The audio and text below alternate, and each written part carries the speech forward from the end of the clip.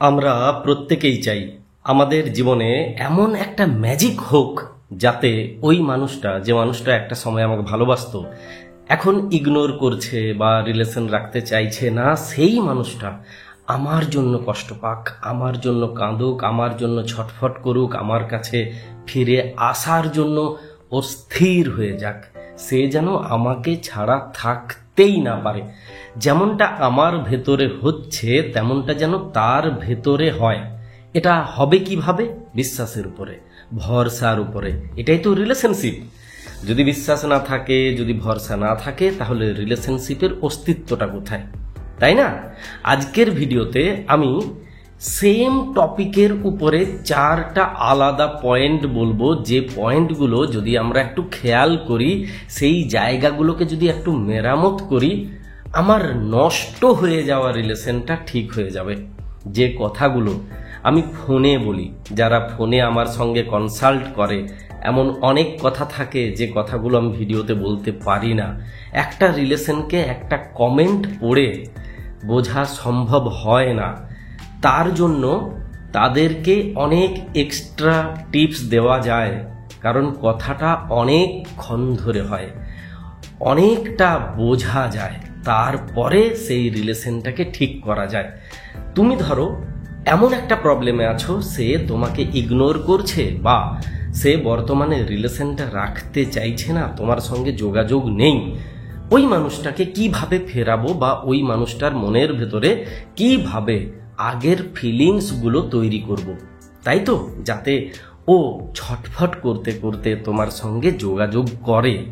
যদি ভালোবাসতো তবেই করবে। যদি একতরফা রিলেশন ছিল, আমিই ভালোবাসতাম, আমি তার প্রয়োজন ছিলাম, কোনোদিন প্রিয়জন ছিলাম না, তাহলে কিন্তু এটা সম্ভব হবে না। তাদের জন্য এই ভিডিওটা নয়।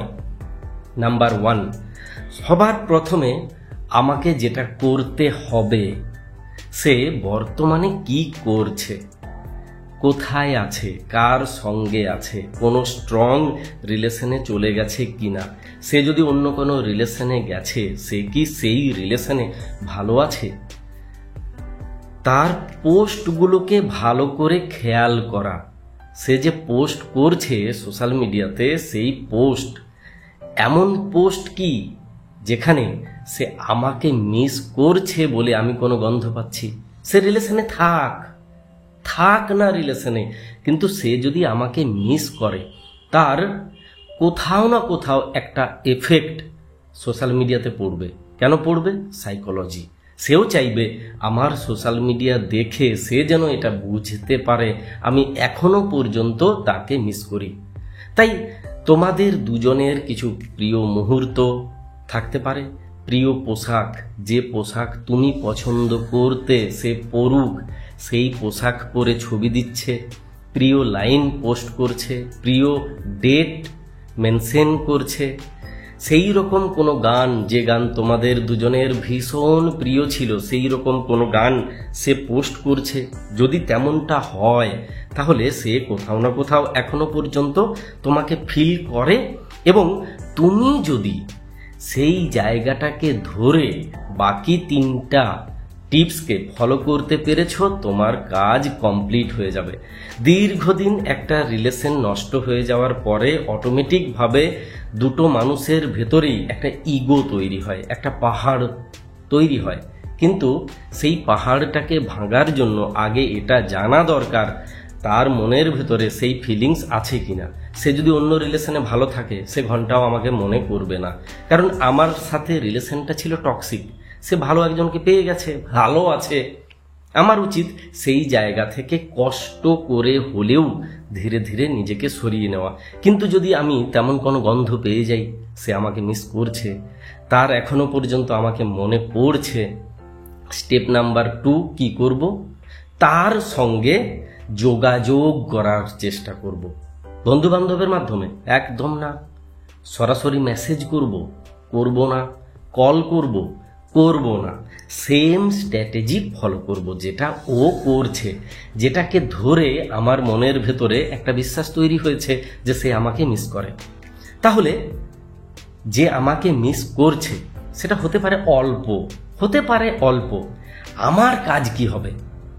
একদম তুমি দেখবে ম্যাজিক হচ্ছে।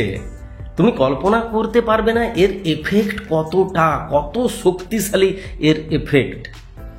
সে তোমার প্রোফাইলেও ভিজিট করবে, তাই তোমার নিজের প্রোফাইলটাকে প্রাইভেট করে রাখা চলবে না, ওপেন টু অল করে রাখতে হবে। সে হয়তো তোমাকে আনফ্রেন্ড করে দিয়েছে বা মানধাতার আমলে ব্লক করে দিয়েছিলে, একে অপরকে আনব্লক করবে। বোঝা গেছে? তারপরে কি করবে? আসল কাজ, স্মৃতিচারণা। দুজনে দুজনকে কেন মিস করছো? কারণ কিছু ভালো মেমোরি আছে। যেমন কালো মেমোরি আছে, ভালোও তো আছে। সেইগুলোকে মনের ভেতরে প্রবেশ করে তুলে বাইরে নিয়ে আসা। আমি মেমোরিগুলো খুঁজে পেলাম। এই মেমোরিগুলো ওরও প্রিয়, আমারও প্রিয়। এগুলোকে খোঁজা বিরাট কিছু ডিফিকাল্ট নয়। সেগুলোকে আমি চাইলেই খুঁজে পাবো। খুঁজে পেলাম। খুঁজে পাওয়ার পরে তার সঙ্গে কি মেশাবো? মনস্তত্ত্ব মেশাবো, সাইকোলজি মেশাবো। তারপর সলিড স্টোরি টেলিং। এমনভাবে আমি সেই মেমোরিটাকে নিয়ে আসবো যেটা পড়ে ওর চোখ দিয়ে জল পড়বে। তার ইচ্ছে থাক না থাক, সে সেই দিনটাতে ফিরে যাবে, ফিরে যেতে বাধ্য হবে। 4 বছর আগের হোক, 6 বছর আগের হোক, সে বাধ্য হয়ে যাবে সেই দিনটাতে ফিরে যেতে। ধরো আমি উদাহরণ হিসেবে 2 লাইন বলি। সেই রাতটার কথা খুব মনে পড়ে। বাইরে ঝমঝম ঝমঝম করে বৃষ্টি পড়ছে, সামনে পুজো আসছে। তুমি আমি রাত জেগে কথা বলছি। অনেক দূরে একটা পিউকাহা পাখি তার সখীর সন্ধানে ডেকে যাচ্ছে, ডেকে যাচ্ছে, ডেকেই যাচ্ছে। আমি ফোনে তোমার সঙ্গে কথা বলতে বলতে ওই পাখির ডাক শুনছি। এই যে তুমি পাখির ডাক শুনছো, এটা ও শুনতে পাবে যখন তোমার লেখাটা পড়বে। ধীরে ধীরে ধীরে ধীরে তুমি মনস্তত্ত্বের গভীরে প্রবেশ করবে। তুমি সেই রাতে আমাকে এই কথা বলেছিলে, খুব মনে পড়ে। কেমনভাবে লিখব? যেমনভাবে গল্প লেখে। আমার লেখাটা পড়ে আর 5 জন কি ভাববে? এটা তোমার আমার গল্প ভাববে না, এটা ভাববে অন্য কারো গল্প, আমি গল্পের মতো করে লিখেছি।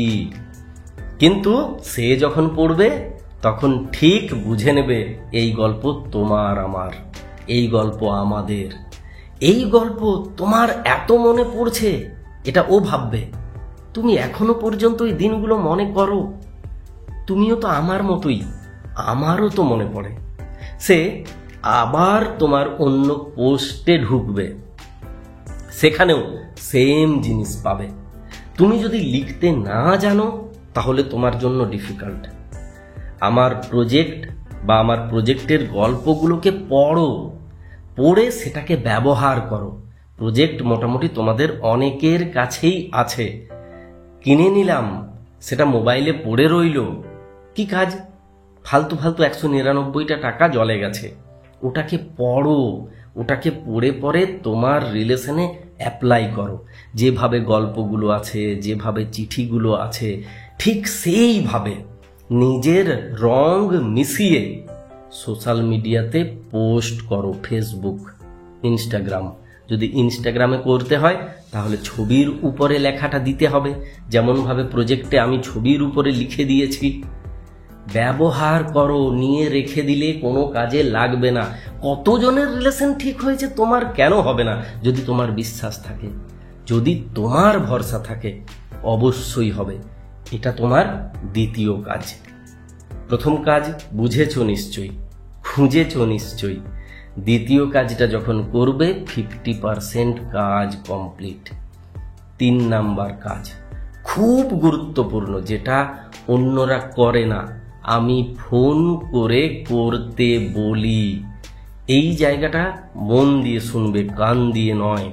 আমাকে ফিল করার চেষ্টা করবে, তাকে নিজের সম্মুখে অনুভব করা। সে আমার সামনে আছে, কেউ নেই পৃথিবীতে। অনেক রাত, 12টা 1টা, সে আছে, আমি আছি।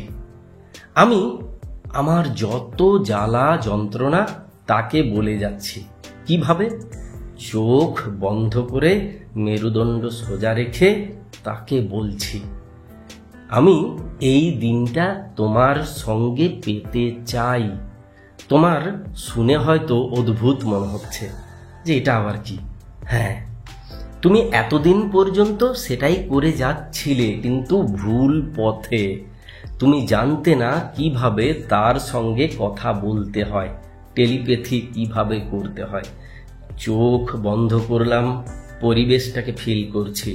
আমার চারপাশে কি শব্দ হচ্ছে, কোথায় কোন পাখি ডাকছে, ট্রেনের আওয়াজ, সেটাকে নিয়ে ধীরে ধীরে ধীরে ধীরে তার হাত ধরে গল্পে প্রবেশ করছি।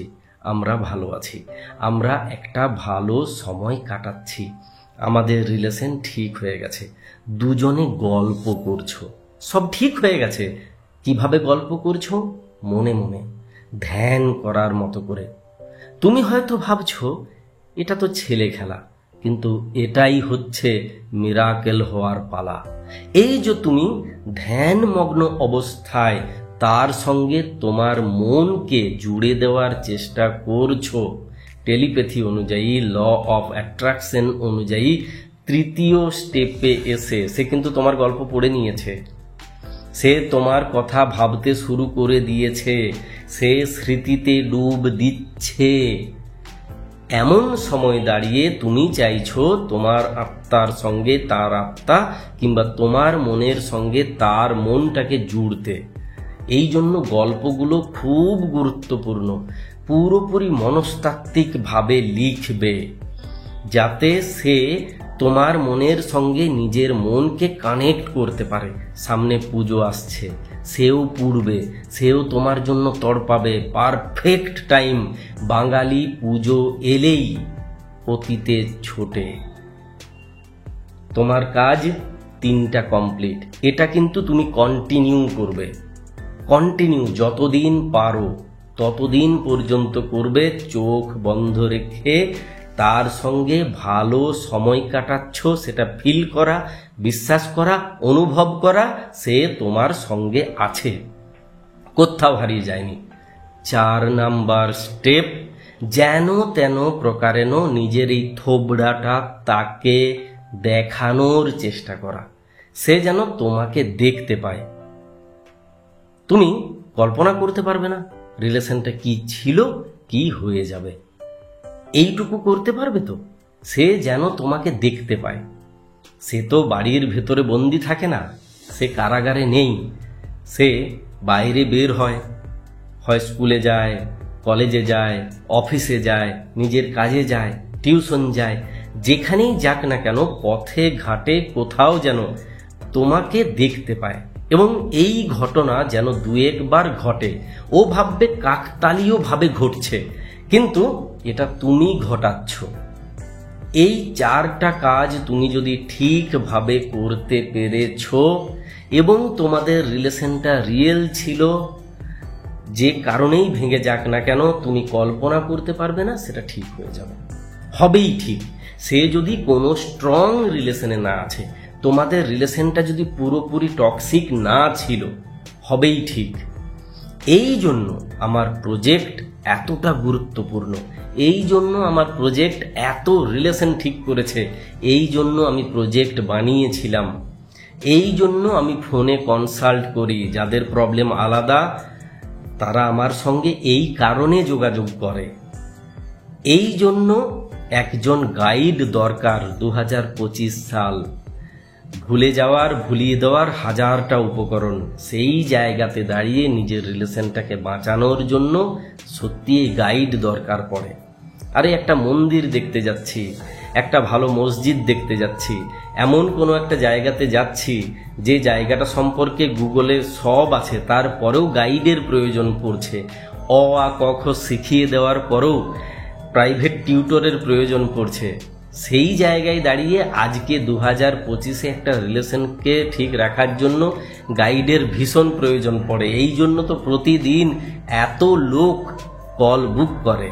কল বুক করা মানে যে রিলেশন ঠিক হয়ে যাওয়া সেটা নয়, সঠিক পথ খুঁজে পাওয়া। হাজার হাজার মানুষের সঙ্গে কথা বলেছি, সেই অভিজ্ঞতা অর্জন করতে পেরেছি বলেই মানুষ বিশ্বাস করে আমার সাথে কনসাল্ট করে, কথা বলে।